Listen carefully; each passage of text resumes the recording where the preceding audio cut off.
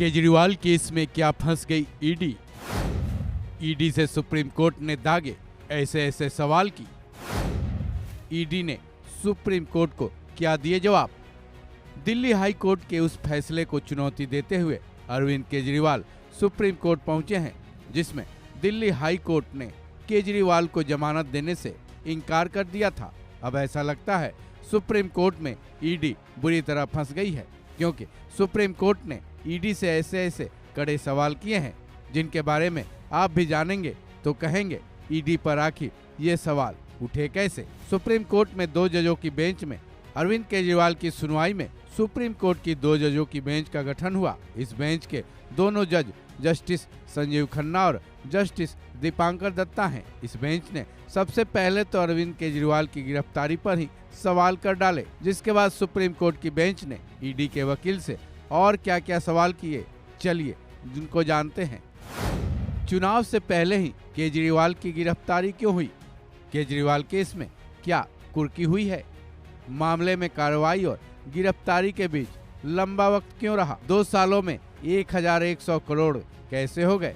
आपने पहले 100 करोड़ रुपए बताए थे, आपको इतना समय क्यों लगा? हमारा सवाल है कि आपने देरी क्यों की? बयानों में अरविंद केजरीवाल का नाम पहली बार कब आया? क्या यह विश्वास करने के कारणों में दिया गया है? ना तो सीबीआई और ना ही आपने मंगुता रेड्डी को कभी गिरफ्तार नहीं किया। अरविंद केजरीवाल के खिलाफ दिए गए चारों आरोपियों के बयान के नाम और तारीख क्या है, डिटेल दें। हालांकि ईडी की तरफ से दलील दे रहे वकील एडिशनल सॉलिसिटर एसबी राजू ने सुप्रीम कोर्ट के सभी सवालों के जवाब देने की भरपूर कोशिश की, जिसमें देरी वाले मामले में दलील दी गई कि शुरुआती चरण में ईडी का ध्यान केजरीवाल की तरफ नहीं था, लेकिन जैसे जैसे जांच आगे बढ़ी उनकी भूमिका स्पष्ट होती दिखी। वहीं पहली बार के बयान में केजरीवाल का नाम आने के सवाल पर एसवी राजू ने बताया कि बुची बाबू के बयान में पहली बार केजरीवाल का नाम आया था, जिसकी तारीख 23 फरवरी 2023 है।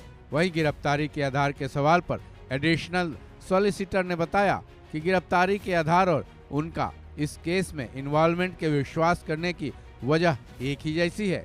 सुप्रीम कोर्ट के इन कड़े सवालों को देखकर क्या ये कहा जा सकता है कि ईडी ने केजरीवाल की गिरफ्तारी और दिल्ली के कथित शराब घोटाले वाले इस केस में नाहक घसीटा गया है?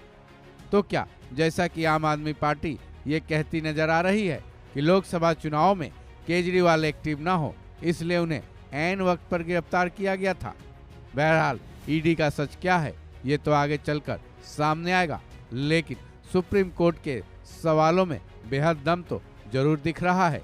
इस खबर में बस इतना ही। बाकी अपडेट्स के लिए जुड़े रहें वन इंडिया हिंदी के साथ।